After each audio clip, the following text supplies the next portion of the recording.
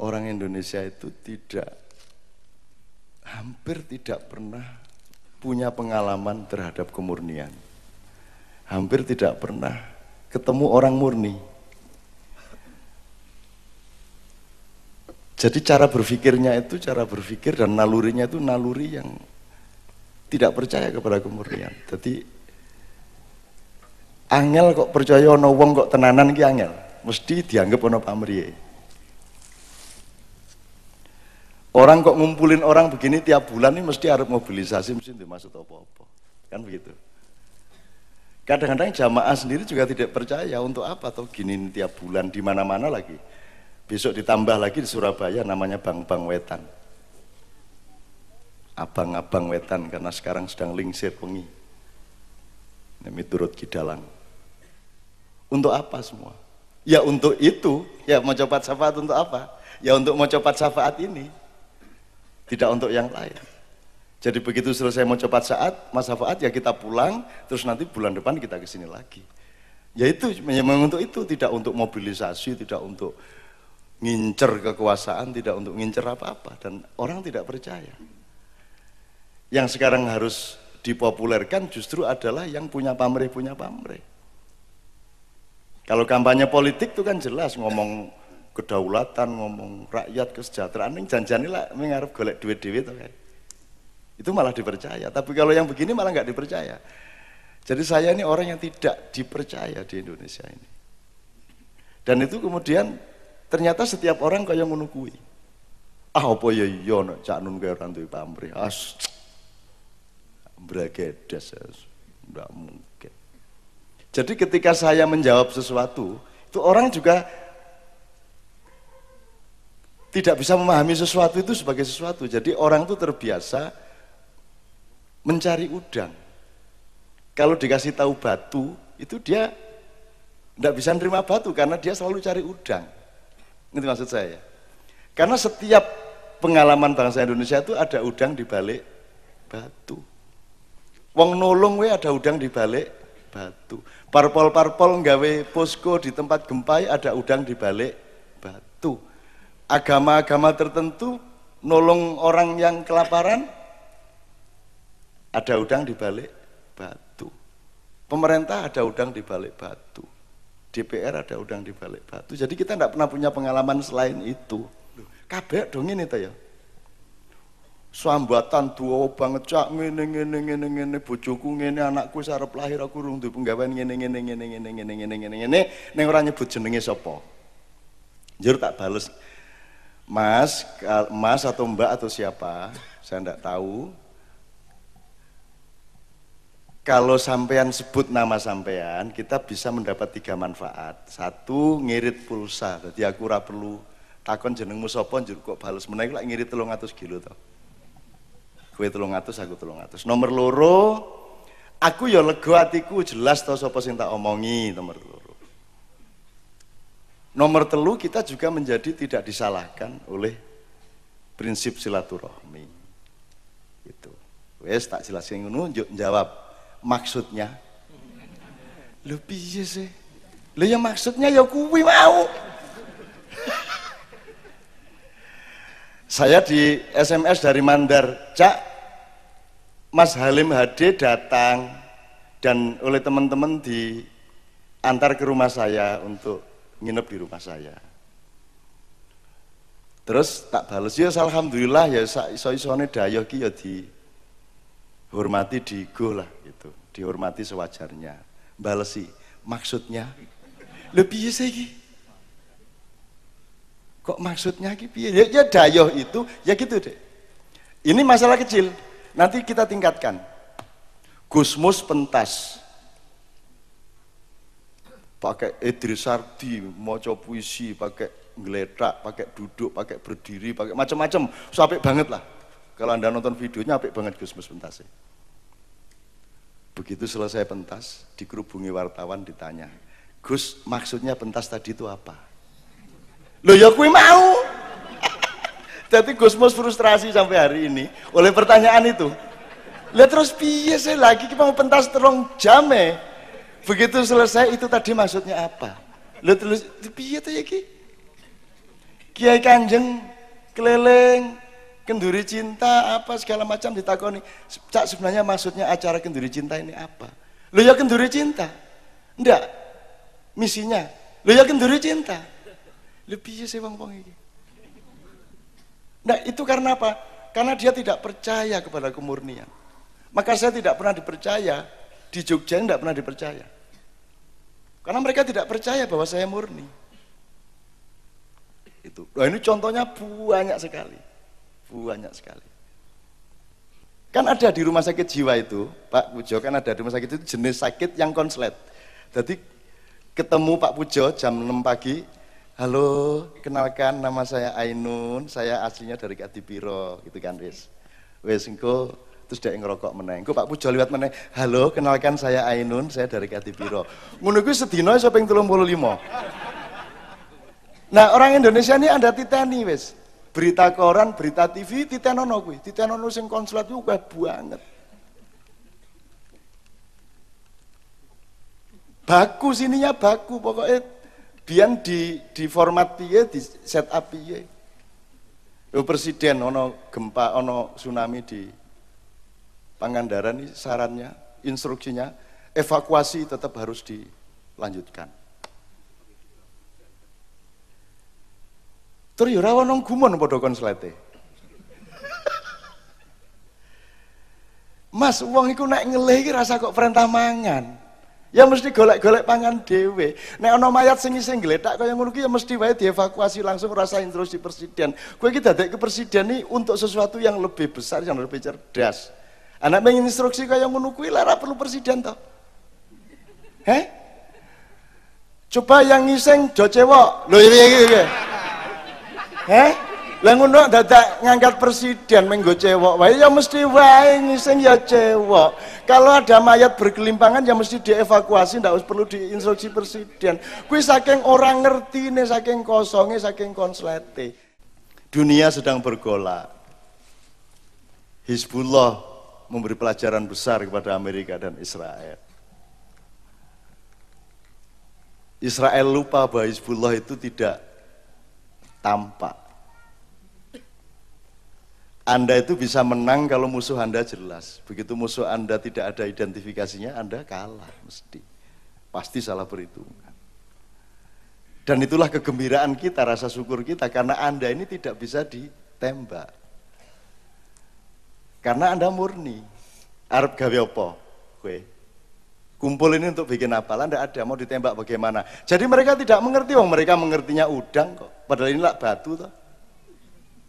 Ayo nek udang arep dibandemke nang watu ayo gelut tapi ya udang musuh watu. Mesti ajur udangnya. Kan gitu. Anda kan batu, artinya Anda batu ya batu, enggak ada udangnya di balik batu itu. Gitu loh. Saya mohon kita punya kemurnian. Saya mohon kita mempertahankan kemurnian. Kemurnian itu apa sih? Ngene lho, Rek. Kemarin di Padang Bulan apa di mana ya? Di Jakarta apa di mana saya? Gini loh. Jadi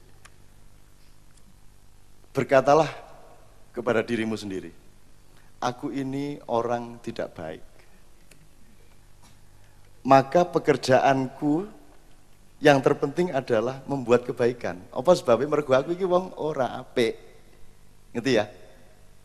Maka pekerjaan saya adalah bikin kebaikan. Saya ini orang yang tidak murni, maka saya akan berjuang untuk memurnikan diri saya. Saya ini orang yang jahat, maka pekerjaan saya adalah menghindari kejahatan sebisa mungkin supaya saya tidak semakin jahat. Ngono lho, Rek. Ngerti maksudnya ya? Itu pedomannya lebih bagus, ora kok njuk alim banget kaya ora duwe jahat-jahat atau sithik-sithik ngono kae. Itu bahaya kalau Anda merasa sudah beres, alim, khusyuk itu bahaya. Itu sebab Anda tidak akan terdorong untuk menciptakan kekhusyukan dan kebaikan. Banyak ulama-ulama, habib-habib, kiai-kiai yang sudah yakin bahwa dia benar dan pasti masuk surga, sehingga dia tidak terdorong untuk berakhlak baik sehari-hari. Wong wis jelas mlebu swarga kok. Ambek aku ngampleng nonyo raimu ya aku tetap mlebu swarga. Jadi tidak terdorong. Nah, dengan rasa kita bersalah, rasa jahat, nek cara Jawane bisa rumangsa gitu ya. Maka kita akan terdorong untuk berbuat baik. Saya bukan orang suci, maka saya itu sering semampu-mampu saya cari kesucian. Jadi Jadi orang suci itu tidak bisa, Mas. Tapi kalau bisa, ada sesuatu hal di dalam hidup Anda yang Anda pakai untuk nabung kesucian. Nabung kesucian itu piye? Nyun sewu ya aku ora piye-piye. Misalnya aku karo Mbak Via gawe usaha apa ngono ya. Itu tak nggo misalnya duwe usaha telu ya sing loro tak nggo nabung kesucian. Nabung kesucian itu bagaimana? Ya aku ora njaluk duit sing aku babar pisan, aku mung memodali tok, seneng ndelok wong nyambut gawe, ning aku ora njaluk persentase. Apa sebabe? Ya aku ya pengen duwe suci-suci sithik no. Wong aku wong elek kok. Saya orang jelek kok. Saya orang tidak suci kok. Maka saya harus punya tabungan kesucian sedikit-sedikit. Anda nolongin orang di jalan, nyorong truk, nyorong mobil, mbok dipakai aja untuk nabung kesucian. Dah saya tidak berpamrih, saya nyorong saja, ini lumayan nih saya nyicil-nyicil kesucian kepada Allah. Kan itu. Dengan saya bersih ingin menolong benar. Gitu. Dan tiap hari kita mengalami banyak hal yang bisa kita pakai untuk nabung kesucian. Kalau Anda nabung kesucian, teman-teman sekalian, apa rahasianya? Bukan nanti Anda dapat surga. Tidak penting, nanti akan saya ceritakan kenapa surga tidak terlalu penting. Itu akan menjadi investasi bagi Anda di mata Allah. Nanti kalau ada apa-apa yang darurat, Anda pasti akan lebih ditolong daripada orang yang investasinya kecil. Jadi nanti kalau ada sesuatu yang sangat bahaya, yang orang lain mungkin tidak tertolong, Anda tertolong oleh Allah. Karena apa? Karena Anda punya celengan itu tadi. Nah itu nanti dalam momentum-momentum peristiwa hidup kita yang bermacam-macam, itu nanti akan terbukti. Mulai sing sregep nabung kesucian ini sing sregep. Mbomeng sekedar 500 rupiah, 1000 rupiah dan seterusnya lah, bersikap baik kepada orang, tapi tabunglah kesucian sebanyak-banyaknya. Saya pernah disogok 3 miliar untuk supaya Gus Dur memberi surat izin pulau judi itu, saya langsung dikasih 3 miliar, dan kalau Gus Dur ngasih surat izin itu lewat saya, maka saya akan dapat 500 juta sebulan. Aku dengan seneng, wah seneng banget iki ana duit tok semene kae Pak, aku sekolahanku lagi kacau, wah seneng tenan. Ning iki rada gawe susah aku iki, aku soalnya nek tak terima iki aku bingung dhewe iki, gek duit ngene iki dienggo sekolahan entuk apa ora, wis timbangane bingung tak suwek wae ya Pak, ya tak suwek. Wek wonge bingung lho iki ana cek 3 miliar kok disuwek.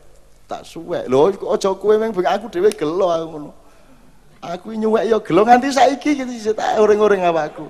Aku ngopo to ya, aku kok tak suwek barang. Lho ngono lho Mas, ngerti Mas ya?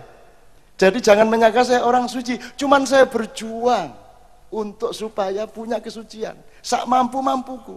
Dan alhamdulillah sampai sekarang tidak pernah saya menerima seperti itu. Karena apa? Karena Allah membuktikan kepada orang-orang yang berjihad untuk kesuciannya, dan Allah menjaganya dengan cara memberi rizki min haitsu la yahtasib. Jadi bukan kok terus wong nek wis suci terus ndelok wong wedok ora tertarik, ya tertarik. Ndelok duit ya tertarik, duit ora tertarik. Siapa enggak suka duit? Aku suka duit. Cuman untuk menerima itu atau tidak, itu masalah lain. Tapi nek aku kowe takon aku seneng duit, seneng edian apa? Seneng banget aku duit iki. Top wis senenge wis.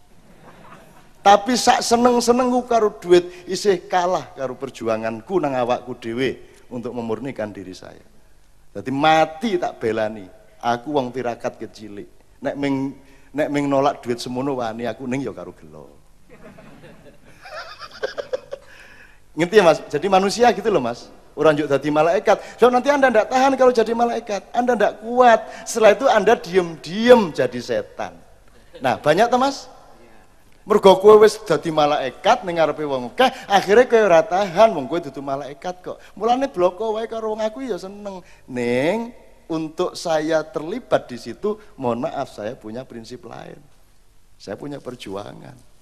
Dan alhamdulillah sampai hari ini saya belum pernah kalah untuk soal-soal seperti itu.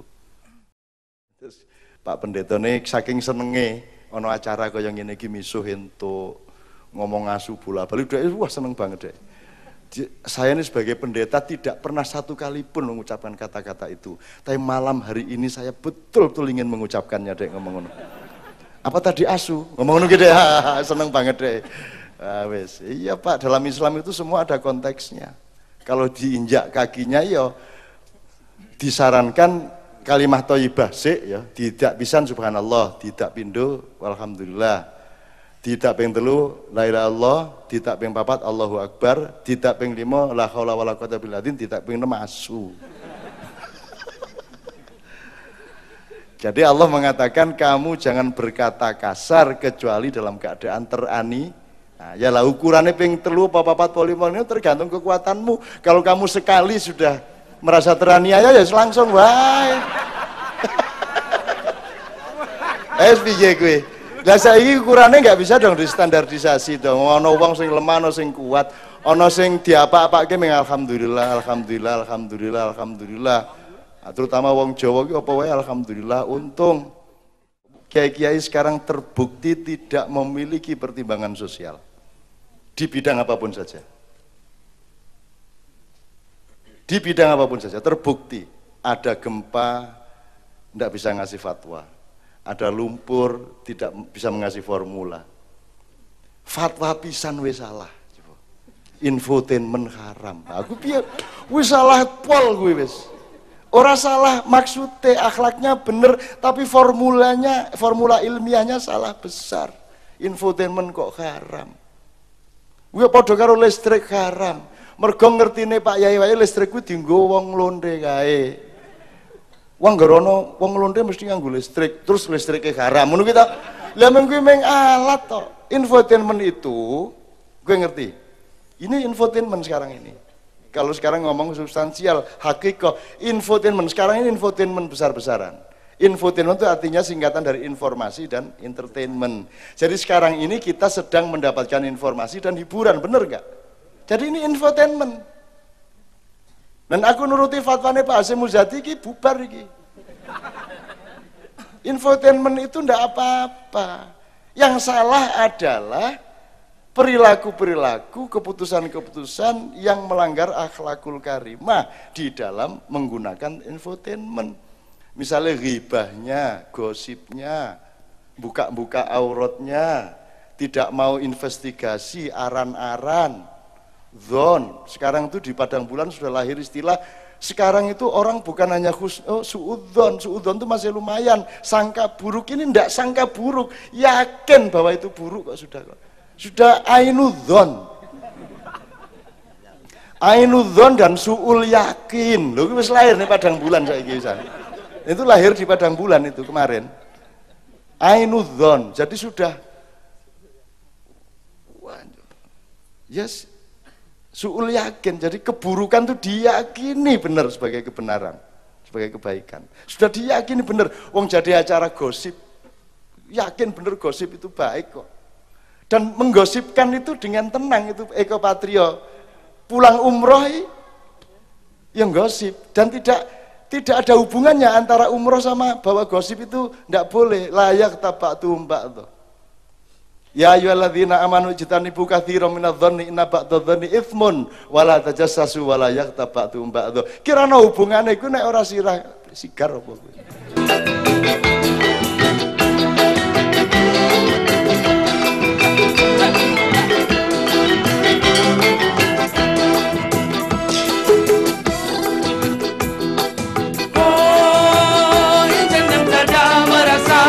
Betapa nikmat harumnya tiada menghiraukan bunga.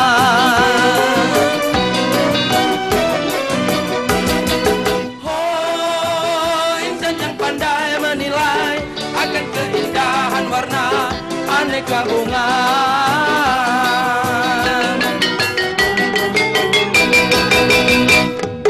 Sungguh beruntung bunga yang dijaga, pupuk dan disiramilah juga oleh orang yang bijak dan mengerti. Dijaga bunga sepenuh hati dari godaan si kumbang jati.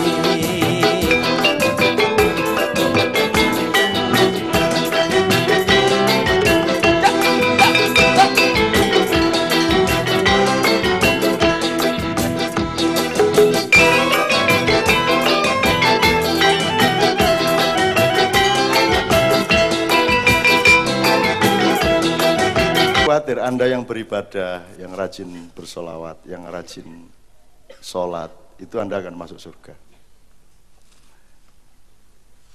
Cuman pertanyaan saya gini, ada 3 faktor dalam hidup yang terkait satu sama lain sebenarnya, tapi kita ambil unsur-unsurnya. 1, ibadah.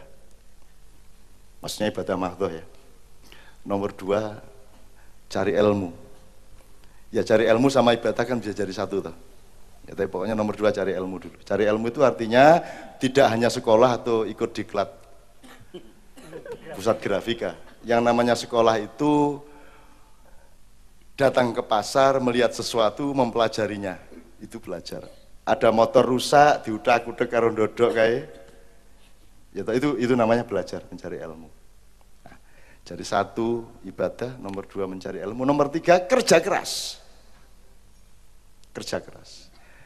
Pertanyaannya adalah yang mana yang paling tinggi derajatnya di antara 3 itu. Malam ini ingin saya katakan, mohon maaf kalau ada yang sakit hati, ojo gumun karo wong sing rajin ibadah. Kowe rasa kagum karo wong sing sok wiritan. Kayak sok-sok nek wiritan milih dino Minggu pas kerja bakti kae. Mending wiritan mbangane macul-macul. Wis entuk gengsi gede, image bagus, rasa keringetan. Jadi kadang-kadang wiritan itu dipakai oleh para pemalas yang pelit. Wis milih ndi kowe ngancani wong loro, biayai rumah sakitnya apa wiritan, milih ndi aku takon. Ngetokke duit 500.000 apa wiritan, milih ndi? Mesti milih wiritan. Lah nek ngono wong wiritan derajate mung kalah karo 500.000 ta. Dadi rasa gumun karo wong wiritan lah. Loh, ojo njuk kowe merasa rendah kalau wiritan. Enggak, wiritan itu sangat bagus, ibadah itu wajib dan sangat bagus, tapi dia tidak nomor 1. Secara alamiah dia tidak nomor 1, dia ibadah itu baru dilakukan oleh akil balik. Dan manusia hidup itu sejak bayi. Dan bayi itu bekerja, nangis, kerjanya bayi itu nangis, ngompol, ngising, itu kerjanya bayi, tapi dia bekerja sejak kecil. Jadi manusia itu nomor 1 bekerja. Bekerja itu apa? Bekerja itu Anda tidak mengingkari amanat Allah. Dikasih badan, dikasih tangan, dikasih kaki, dikasih peralatan-peralatan, Anda tidak mengingkarinya. Sehingga Anda mengerjakan sesuatu dengan alat-alat yang dipinjamkan oleh Tuhan. Dan itu yang nomor 1. Nah, kalau mau lebih hebat ya kerja-kerja dok ya gak ono gunane ya kerja pakai ilmu, dia berdialektika. Ya mosok kerja ndak pakai ilmu. Harus dong dengan sekaligus mencari ilmu, sekaligus amal ilmiah, ilmu amaliyah ngono kae lho. Itu sekaligus. Baru dilandasi dan diperkuat oleh ibadah. Lah nek urip ora nganggo kerja, ora nganggo ilmu ning ibadah tok. Jari Kanjeng Nabi ora mlebu swarga. Anda sudah tahu cerita klasik seorang pemuda yang selalu di masjid wiritan isu awan sore bengi terus Kanjeng Nabi kagum iki top tenan bocah iki ampuh. Njuk takon karo bocah liyane, kuwi cah ampuh kuwi nek mangane piye kuwi, ekonomine nafkahe piye. Terus jare bocah kuwi, niku dianu kok dikirimi kali Kang Mase.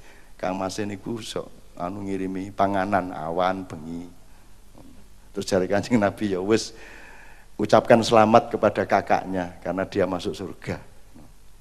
Lah nek sing ibadah niku ya urung karuan. Aku milih ndi lunga-lunga kaji wong apa lunga kaji dhewe? Mulya ndi aku takon.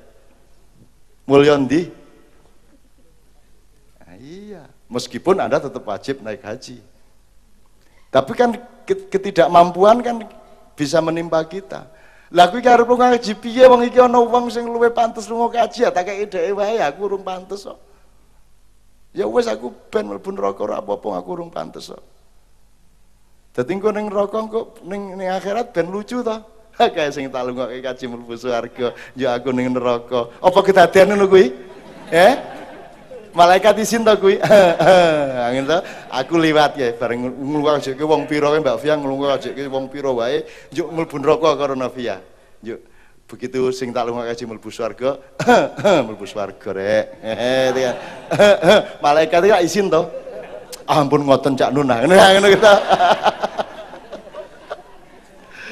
Wes, pakai pikiran itu namanya ilmu. Saya tidak mengatakan bahwa Anda jangan naik haji, tetap wajib. Tetapi tolonglah cari kemuliaan. Pahami dengan ilmu. Antara sering saya katakan antara peci sama sandal. Sandal letaknya di bawah dan tiap hari diinjak-injak, tapi disitulah letak kemuliaan dibanding peci. Lah ya piye to mosok peci luwih mulya mbangane sendal ya pekokno kuwi. Aku wudu di rumah melayu arep Jumatan nganggo peci tok ora sandalan, nanti kan kono kudu wudu meneh kowe. Ane nek ora kupulukan ning sandalan lah ora perlu wudu meneh. Karena sandal itu melindungimu dari kotoran dan sakit. Sementara peci nglindungi opamu? Kudanan ya tetep kudanan, apa coba kuwi? Panas ya tetep kepanasan wong peci wae. Kanjeng Nabi ya siji-siji Rasul ora ono peci ora ono. Nabi Adam nanti Muhammad, Nabi Khidir apa meneh ra tau, kuplukan ra tau. Dadi ngene iku rasa kok alah. Iki mergo aku urung keramas wae. Gitu ya Mas ya. Nah, sekarang rumusnya terakhir sekali rumusnya mengenai ilmu apa? Ibadah, ilmu dan kerja. Kerja itu bahasa Arabnya apa? Madza fil Arabiyyah. Teman saya yang dari timur. Apa? Amal. Dalam bahasa Indonesia selama ini kata amal dipahami sebagai apa? Wah, kayak kota amal. Kayak kota amal ini maksudnya piye? Bener apa salah kuwi?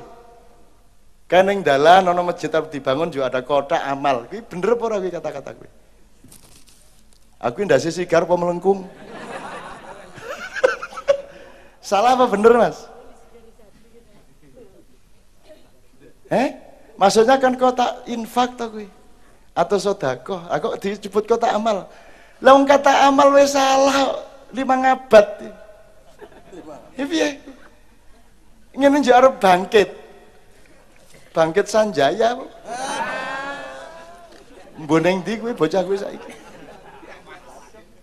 Jadi yang namanya amal itu artinya kerja. Kalau mau ampuh dalam bahasa Indonesia kerja keras. Nah ukurannya begini, Anda masuk surga asal Anda rajin beribadah. Ning ya ming ning swarga, mungkin kuwi ning dek. Nah, ibarat kapal ya ning dek. Tapi kata Allah, Allah akan memberikan derajat tinggi kepada orang yang berilmu. Maka kalau Anda beribadah tapi juga mencari ilmu, surga Anda akan di tempat yang tinggi. Jadi kowe engko mlebu swarga ora ketemu Yai Budi. Engko jonjok kowe memfitnah. Yai Budi ora mlebu swarga boleh. Padahal ning dhuwur dhek. Lagi kutepak. Ngok. Ning dhuwur. Ilmunya adalah amal tadi itu bahasa Indonesianya bekerja atau bekerja keras. Kata Allah, orang yang bekerja keras dan kerjanya itu baik, ya kerja keras itu orang yuk ning Malioboro sedina bleng ngincer sapa sing iso dicopet. Ya kerja keras ning ya dudu kuwi jenenge amal soleh. Jadi kalau ibadah rajin itu masuk surga. Kalau Anda juga sambil mencari ilmu, Anda derajatnya tinggi di surga. Tapi kalau Anda adalah pekerja keras, Anda mendapatkan lebih dari surga, yaitu Anda mendapatkan perjumpaan liqa'u atau perjumpaan dengan Allah, bermuwajah dengan wajah Allah. Aku bukakan wajahku yang indah untukmu. Jadi hormatilah orang yang bekerja keras. Dan kebahagiaan saya adalah melihat orang bekerja keras. Seneng aku ndelok wong kerja keras sih. Seneng. Jadi Anda harus bangga kalau Anda bekerja. Tinggal bekerjamu itu dipakai diklambeni syahadat, diklambeni akhlakul karimah, maka kerja keras Anda akan membuat Anda di atas surga. Orang yang sudah berjumpa dengan Allah yang masuk isi butuh swarga.